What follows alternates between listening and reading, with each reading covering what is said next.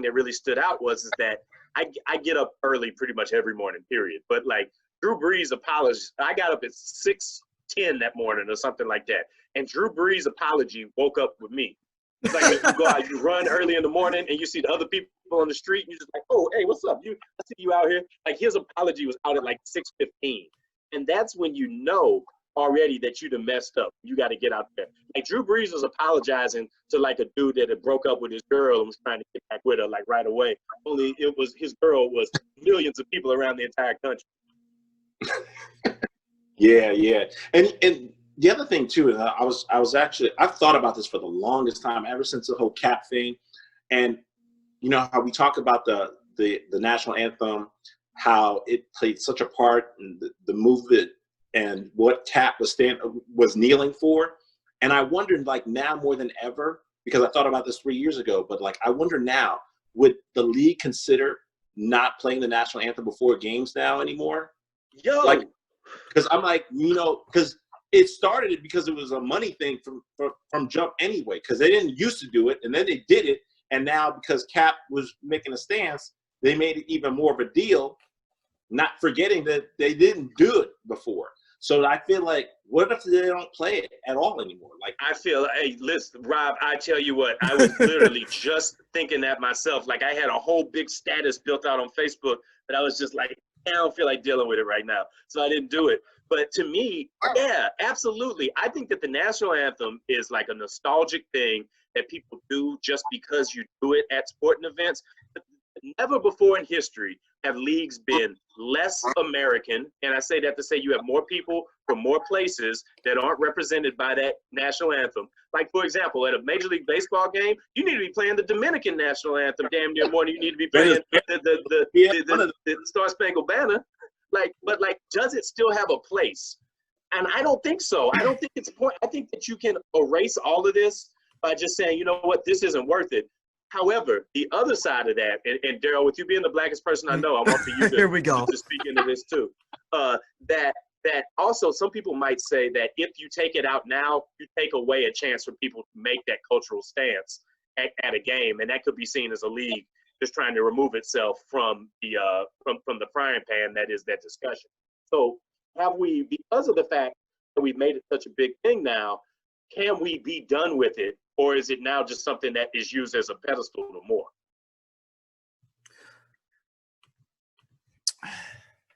I'm trying to think. So it's me being the blackest person, you know, is the king of the blacks. Yes. Shout out to Howard Stern, the actual king of the blacks on Howard Stern show. I'm getting less and less blacker, you know, as the days go by. You're not at all, but please continue. No, I'm just saying when I say this, I think of all this stuff that's going on, period, with the flag, with Cap, Drew Brees, this is an overall black statement. I don't trust none of them. I don't trust none of these folks that went down at the beginning. I don't trust none of them, and that's maybe the blackest thing I said on this show in a long time. Is that I don't trust none of them. This might be one of the rare times where I'm actually blacker than you, and I don't want no apologies because apologies are becoming I don't trust trendy. none of them. No, I don't trust none of them with it.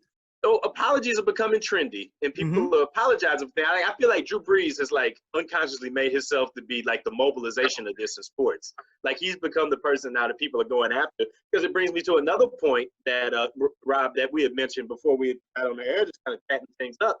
But now, if you talk about 3 years ago, a big difference now is that the players are actually going out themselves and saying things, and there's a support for things that are happening now, because it's a much greater crossover cultural situation that they weren't saying before, which makes me think, you know, has Cap now finally, like everything that happened with him, has it now come to fruition? Is this a big payoff of the stance that he took now happening, since now it's mobilizing more players to say things that might have done if he hadn't have said what he did or did what he did in the first place? Oh yeah, absolutely. I definitely believe that. I mean, with any movement, it always takes one person, and people don't realize what he's doing, and a lot of times until years later. You know what I'm saying? It's like you gotta suffer the consequences now, so people can reap the benefits later. So I think like now everybody is starting to, you know, the folks who are totally against what Cap did, they're like, oh, you know what? Maybe I kind of get it. I kind of get it now. But it's just like, yeah, but you don't get it still. You know what I'm saying? It's like people are, you know, and, you know, maybe nothing is ever too late, but I think a lot of things sometimes are too late. Like, you know what, like the whole Goddell's apology, we was wrong and blah, blah, blah. Like, I don't know. I'm not buying it. Like, No. I was like, I don't trust him. It's like, come on, you know, like, but, you know, in that whole apology, I don't believe he mentioned Kaepernick's name once. You know what I'm saying? No, that's my thing. Yeah. So it's just like, so, like, what are you apologizing for? Like, we should have listened. Well, why didn't you say we should have listened to Cap? You know what I'm saying? Let me help. I can explain that situation. I can see this, right? I can see exactly what that is.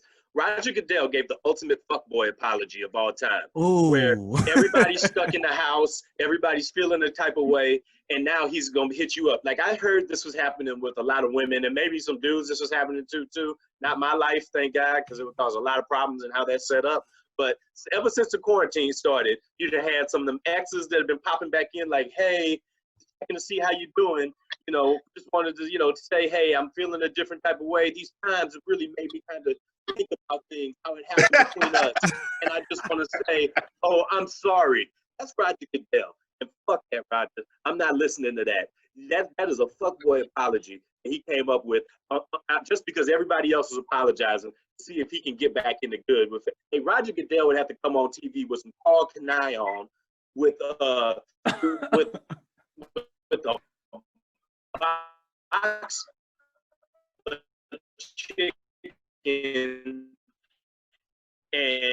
an entire check is written to the Know Your Rights camp. It's his year salary. Yeah, and people in the league. You know what? Yeah, I think it does. But here's the problem. I don't want Cap to play now. It's been 4 years.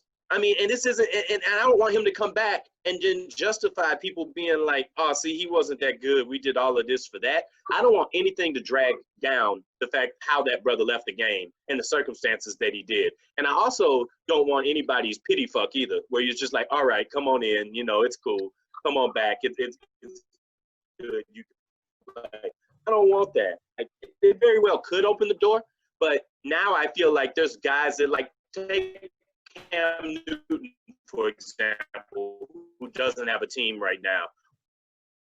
Now, to move him back and to give a seat to Cap ahead of another brother that's not getting a job, to me, that really says it's a ceremonial thing and we doing it just to do it. Well, wait a minute. And to me, say that, but what about the 50 or 75